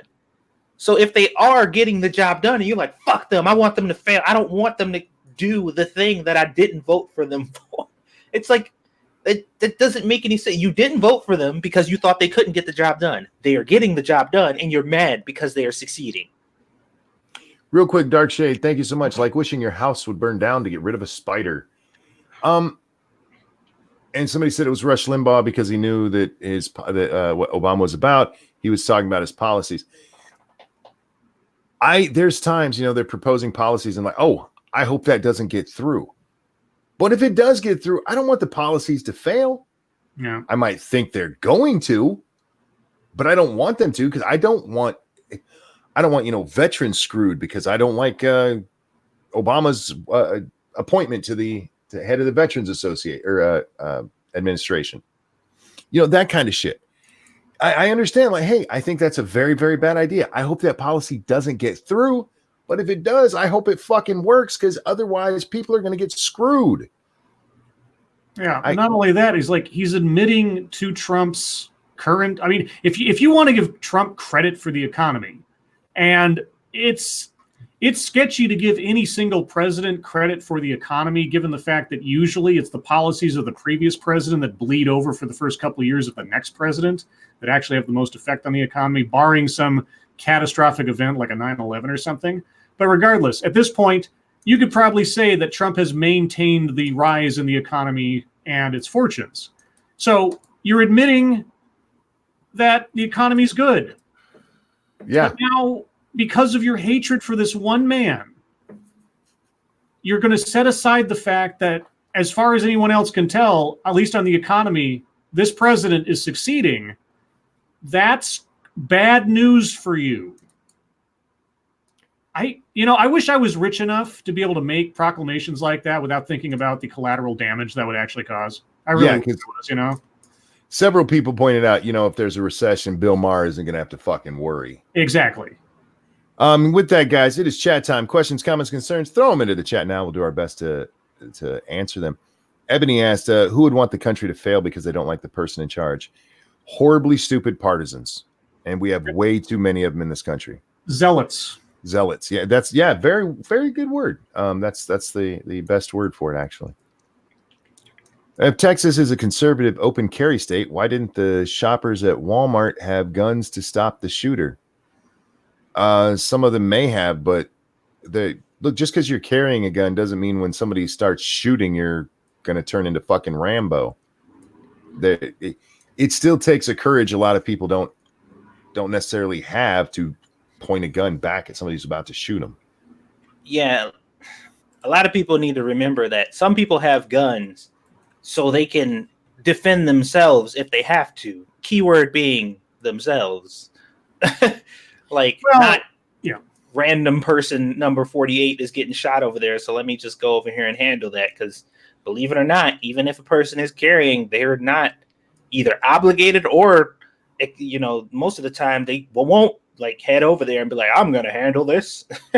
Well, the other thing too is, and this has been documented, even people who were trained to kill, like soldiers, the psychology of knowing you have a gun, knowing how to use that gun, being trained to take the life of another person, it is still a difficult act. Yeah. To have a gun and knowingly try to take the life of another person. It's not an easy thing to do, even if you're empowered to by having a gun, and or that you're in the right to do so. So, and besides which, the people at the mall, their first priority was get their families out of the line of fire. Yep. So even if they had the gun, it's not necessarily their first priority to pull it out and start shooting. So anyway. Yeah, life is not an action movie. I mean, it does happen. I mean, there's a lot of cases where people who had a gun stopped a crazy shooter. But yeah, it's not, oh, I got a gun, put him down like in a movie. Where were we? Wonder if Trump is getting all that rent money from all those people who Trump has living in Trump is living in their mind. Yeah. No, sadly. I mean, well, he kind of is. I mean, he's getting a lot of publicity for it. You should call it the Trump Mind Palace. And every time somebody goes nuts over him, you should send them a bill. Will there be nubile and fecund space babes during Captain Simeon and Weeb Boy tonight? Weeb Boy? I don't know what that question means, Ryan. Are there going to be beautiful ladies We don't have beautiful ladies with us. It's me, Satsu, and Lope joins in from time to time. So you're misogynists. No, I would accept beautiful ladies. We just don't have any. No. Play with you or a squishy. Scribe, that's wrong. Even if we had beautiful ladies, it'd still be misogyny because they're beautiful. We'd have to have ugly bitches in order to be. We need fat, ugly feminine. bitches to come play with us. That's right. Wait. You said it. Bring lube. Mash says, Lords of Night, did you see on Twitter that Jessica Yavin wants to debate Blair White? Jessica claims she would win, and Blair has taken her up on her challenge. I didn't see that, but it won't happen. I would love it. Not going to happen. How many people have backed out of fucking debates with her now? Oh, several. Yeah, Jessica just wants to keep her name out there. Mm-hmm. Monk asked, did y'all hear about the ladder company moving from Louisville, Kentucky to Juarez, Mexico? I did not. Nope. Are they going to be selling ladders to the fence jumpers? I'm guessing so. I just use all they got to do is use the teeter sauce. Yeah. Did you see? Did you see that parody article? Yeah. No. Oh, Scribe saw it. Where it basically was an article written about the hypothetical I came up with that fucking adult just like flinging motherfuckers off. Yeah, it was a fake article written about that. I'm like, damn it, I should have did it. Toasta said, who do you dislike the most on the Young Turks? Cenk, Anna, or Brown Fabio? I don't know who Brown Fabio is. Oh, that's Hassan Piker. Oh, he's not. Well, I mean, yeah. Anna Kasparian, probably. They're all pretty hateable, but shit. Cenk occasionally, and I do mean occasionally. Granted, I haven't watched the Young Turks in forever, but there was a few times where Cenk had the presence of mind to admit and be reasonable about some things when it was just plainly obvious. So he still has a certain level of integrity. It's not much sometimes, but it's more than Anna has with just her outbursts and her "I'm better than you, I'm fucking better than you" and all that stuff. Her attitude is just really a turnoff. Oh yeah, they've had arguments because Cenk was being a naughty boy and not towing the line, and she's just like, don't do it. So out of those three options, Anna.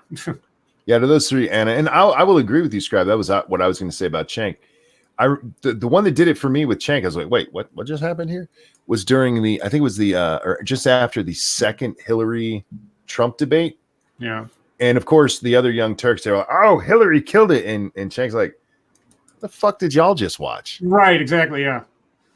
She got her ass kicked in there. And that's not a huge thing, but it's at least he can sometimes recognize reality. Yep. Sometimes. Where Anna's just a cunt, man. Yep. Don't get me wrong. I still want to see her boobs. Let's see. They're probably veiny. Probably, but that's all right. Lords of the Night, would you try a cinnamon roll pie? Sure. Wouldn't that just be like a cinnamon roll cake at that point? I'll eat them both. I like cinnamon rolls. Sure. All right. If Obama said what Trump said, would he have been given a pass because of his skin color? What about Baltimore? About the break-in or the Baltimore part? I'm assuming the Baltimore part.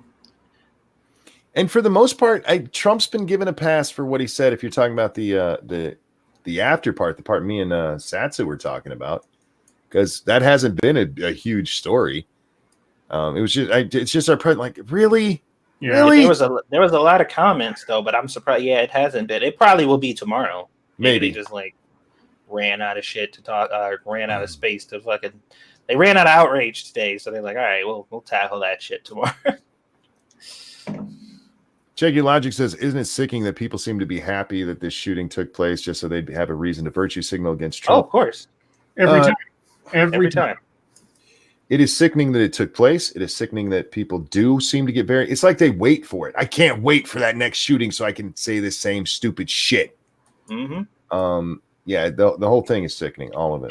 Well, it's just like, it's, a casting decision for movie is made. Boy, I can't wait for all the racist, misogynistic, basement dwelling neckbeards to say all their stuff. Yep. I'm looking forward to this virtue signaling and show how much better I am. Yeah, and then when they don't, they come out and say, "Wow, I'm actually disappointed at how many people didn't come out and confirm my fucking." I've legitimately seen people express, displeasure that people didn't do it. Yeah. Mr. Moose says, if you had a gun and there was a shooter, would you go Rambo or would you hide? Your family isn't there. I would love to think that I would go Rambo and take the guy out and save people, but the truth is I still have a family to think about, and that's in your head. Yeah, my family ain't there, but I am. Actually, I don't know. I hate guns to begin with, so I'd probably see if I could get people out first. If I knew I could defend myself, my first thought would be to try to get people who didn't have such defense away. But if I had a line on the guy, probably.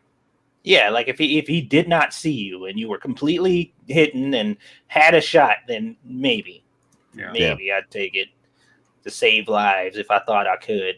I don't think I would try to kill him though. Like I think I would just like try to send him mass. I wouldn't. No half measures. If somebody's got a gun and they're going to take other people's lives, you aim center of mass and you hope that you stop them completely, because a wounded person with a gun is there's still a person with a gun. Yeah, there's still a person with a gun. Yeah. But I've seen you snipe, so you just give the gun to me and I'll take care of it. Yeah. You don't want a nervous condition trying to be a person with a nervous condition and a gun trying to be your hero. What do you guys think about my professor's idea to get rid of the army and police to save money? And this wouldn't make crime skyrocket because criminals will commit crime anyways. Well, two things. One, the whole army thing, that's stupid. And it has nothing to do with the police. Yeah, I'm not kidding. You don't want to raise an army when you need it. You have to. I mean, that's something we've learned over the course of the years. You raise an army beforehand. That's how you stay prepared. As for the police part, we've seen this more and more. We've even seen calls for private. They don't call them police. What do they call them? God, I forget. I don't know. I've heard like neighborhood justice squads and shit. Yeah, some shit like that. But yes, police don't prevent crime most of the time. They're there to solve crime. Yeah, respond to crime. Respond to emergencies. I mean, sometimes, there is good policing that can notice that there's a problem and do it, but most of the time it's reactive, not proactive. Mm-hmm. But we do know that if criminals know there's not a police presence, it makes crime go up. So, that is a horrible, horrible idea. And the only proactive thing police really can do is form relationships with the community, so the community can keep watch and alert police when there are problems. The problem is the zeitgeist right now is cops are the enemy. Cops can't be trusted. So what do? Well, you have neighborhoods that have turned cops into boogeymen. And so they don't trust them. They don't communicate. They don't call when there's a problem or alert on the off chance because, whatever.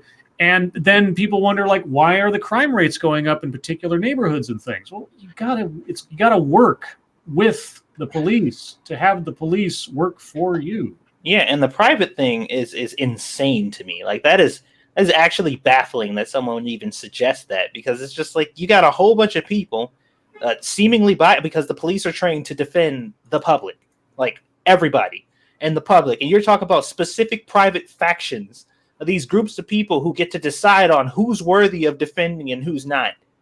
That person over there had a fucking flag in his yard we don't like, so if you guys take him out, we'll overlook it. That type of shit, and it'll happen on both sides. So, the great part about it is they believe in the restorative justice, where you just sit down and talk to the person who harms you.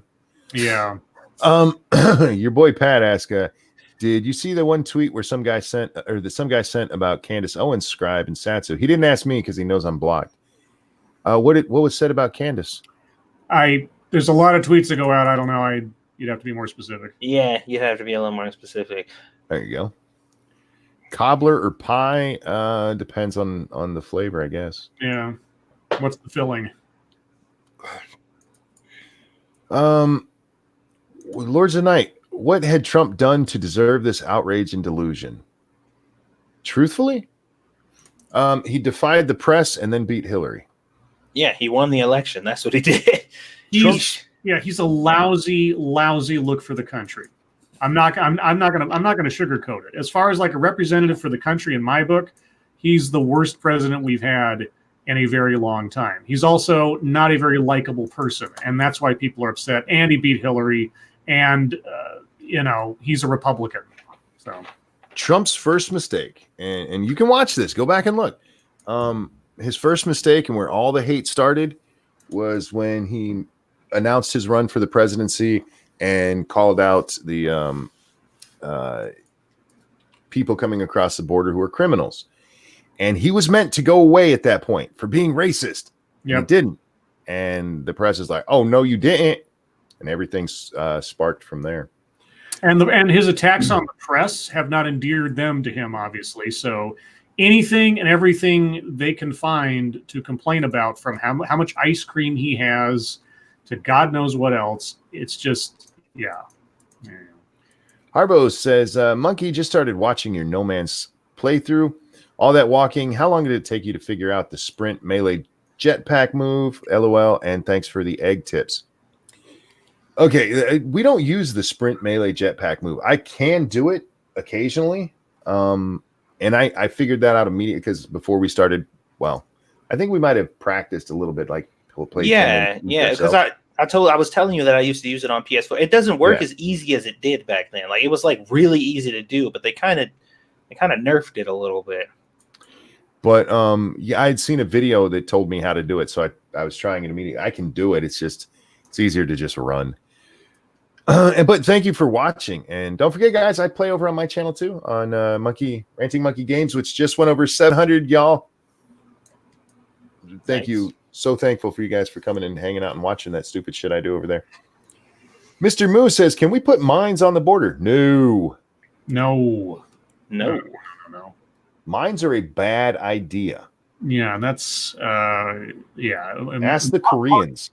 Yeah, mines used on a allied nation. I think that might be a war crime somewhere. Well, not just that. When they put mines down, they don't chart them. Yeah. So what ends up happening? Okay, everything's better now, and some poor bastard who's just out for a stroll blows the fuck up. Yeah, kids and people are still losing limbs in Vietnam over mines planted during the Vietnam War. So they don't really go away. And even then, even if they did map them out, the Earth moves, guys. Things drift. There are little small changes, and if it changes by just a foot or two, you're not going to be able to find that thing unless you step on it. So. Oh, let's see. Oh, wow, you guys are active today. Let's see. I had to jump back up. Is your cheeky feeling breaky? I have no idea what that means. It probably has something to do with your penis. It could be, and it's feeling just fine if that's what it is. Lords of the Night, did you know both Avengers Endgame and Godzilla King of Monsters come out on DVD this month? Yeah. I'll probably be buying neither, but that's okay. I'll get Endgame just because we have the collection of the those movies. Yeah, I stopped collecting after I think it was the first Avengers movie, because it just became too much. I was like, I've seen them. I don't know that these are I want to rewatch them all the time, kind of thing. So the only ones I rewatch on a regular basis is Iron Man. Yeah, that's a good one. Winter Soldier too, actually. Every so often, I will throw in Iron Man 1, 2, and 3, and just sit down and watch them for the day. Okay. Mr. Moo says, "Can I have Scribe's hair?" That's a weird question. What are you going to do with it? Didn't I get asked something like that last night or the night before? They asked if you have facial hair so they can have it. That's what it was. Yeah. Tosa said, Cenk defended Asia Argento. How are you supposed to say her name? Asia, yeah. Asia Argento, while Anna was not. I'm not saying Cenk does everything great. You asked us which one we liked more. Yeah, out of those three, it's a matter of degrees. It's just right. Do you think Cenk is a closet conservative? No. Hell no. He used to be a conservative. I think he's actually changed man, but he's not a stupid man. He just is a stupid man, if that makes sense. Well, I think more than him being stupid is that he is maybe now more than before because of just everything else. He's more susceptible to setting aside rational thought for emotional reflex. Yeah, that's a good way to put it. I mean, if he's sitting there and being deliberative and really looking at something like the Hillary Trump debate, he can be pragmatic about things and be reasonable. But if it's an issue that he's passionate about or an issue that he feels compelled to be passionate about, everything goes out the window. It's just the emotion. Oh God, and it jumped again. YouTube, could you fix your shit?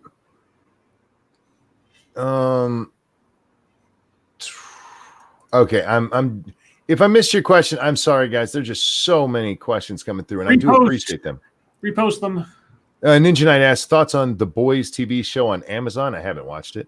I've heard it's not the takedown of the superhero movie genre that people were expecting, but it's not a bad show. Satsu, have you seen The Boys? No, I've heard several people say that we need to, though. So, Belia says you want roof Koreans because that's how you get roof Koreans. Are you talking about the mines? What? I'm not sure exactly what that meant. Lords of the Night, ever play any of the Stalker games? No.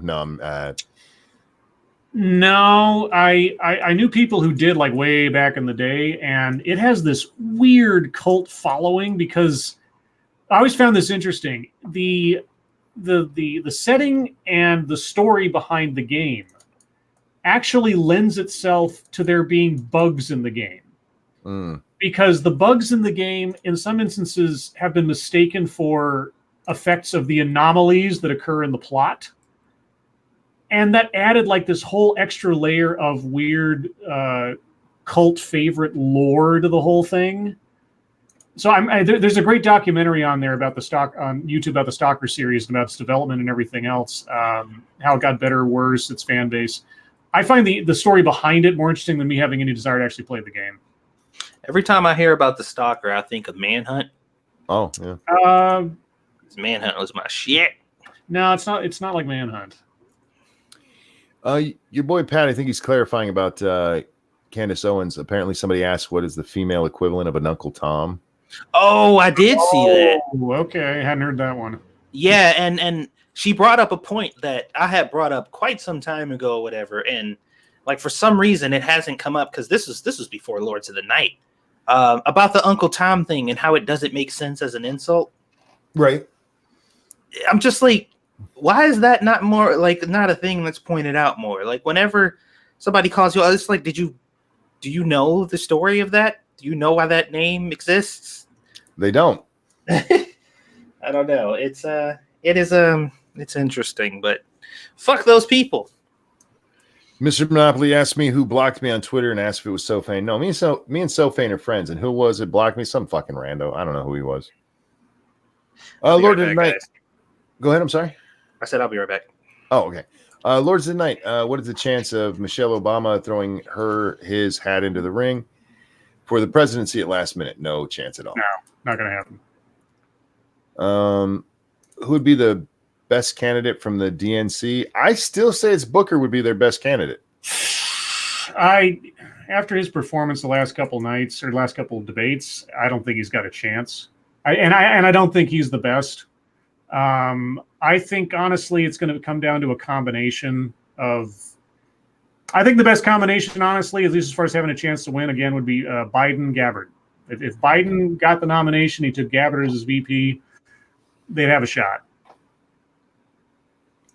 I don't think any of them really have a shot with the way they've been performing. I'm talking about the nomination.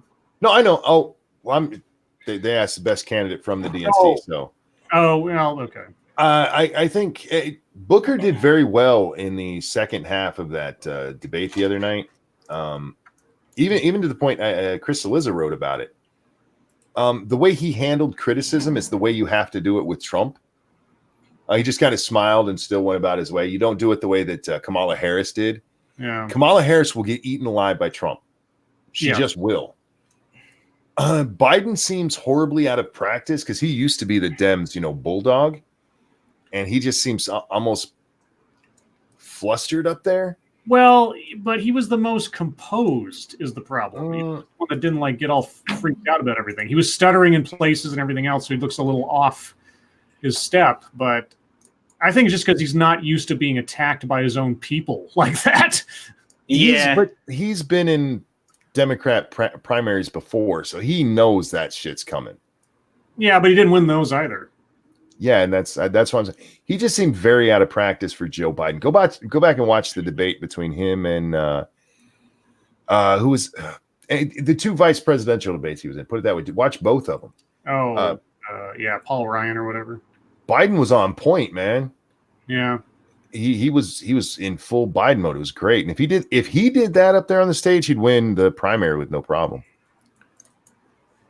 Favorite kind of weather: rainy, cloudy, sunny, chilly, etc. I like a nice thunderstorm on a warm day.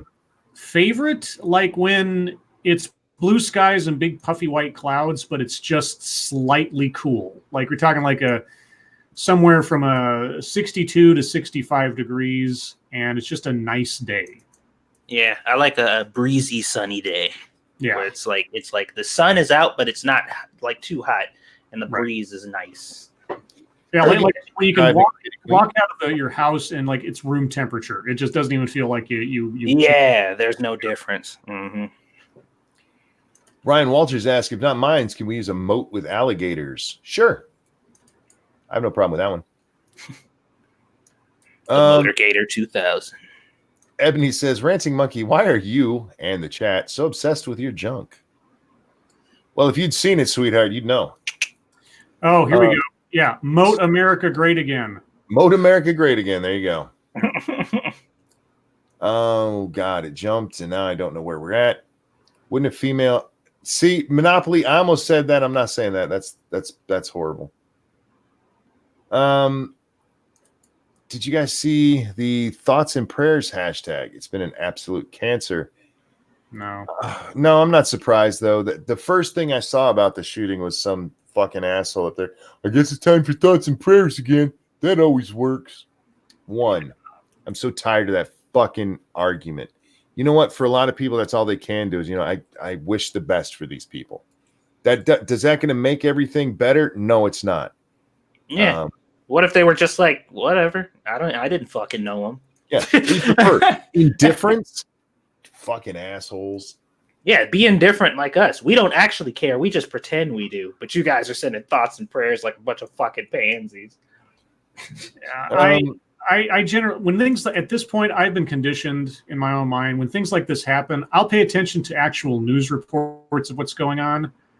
But the political sniping, the opportunism, all that bullshit, honestly, I just don't even pay attention anymore. It's not worth my energy. It just annoys me that that's what they've decided. You give thoughts and prayers again. It doesn't do it. Shut up. Yeah. So what are you doing? Oh. I mean, what are you doing? If you're not hoping for the best for the victims' families and everybody else, where's your mind at? What is it that you're doing, either psychically or otherwise, in this situation? I'm raising awareness. Yeah.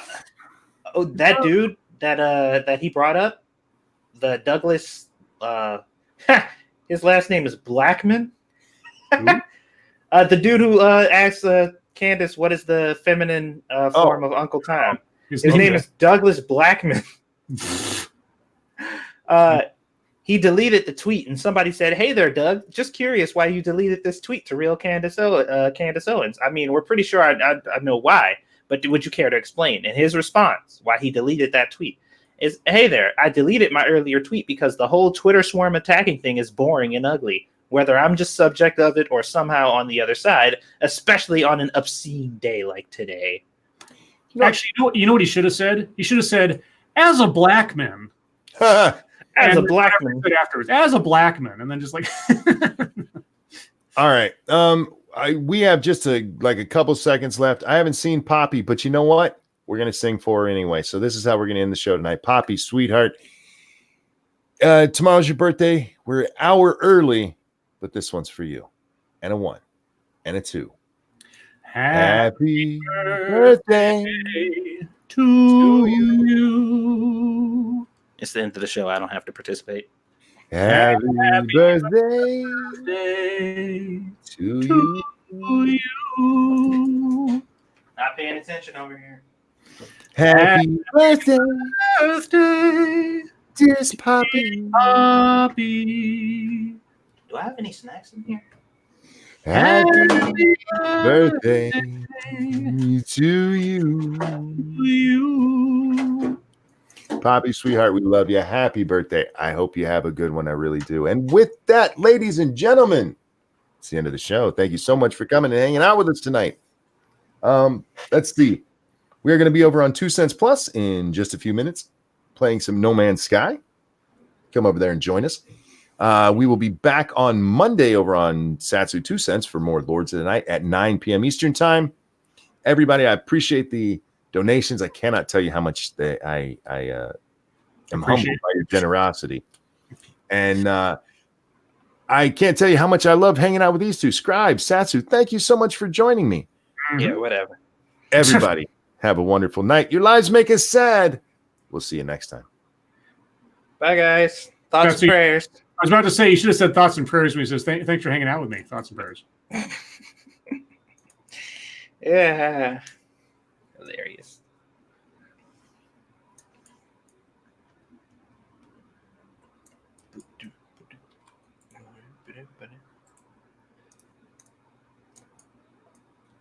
Monkey, have we ended?